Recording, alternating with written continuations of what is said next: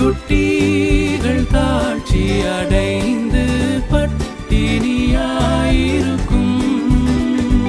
ஆனால் சிறப்பாய் கர்த்தரை தேடுபவர்க்கோ சிறு நன்மையும் குறையாது.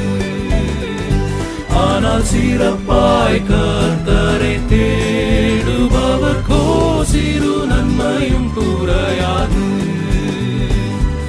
கர்த்தரை நான் எக்காலத்திலுமே கருத்துடன் ஸ்தோத்தரிப்பேன். கர்த்தரை நான் எக்காலத்திலுமே கருத்துடன் ஸ்தோத்தரிப்பேன்.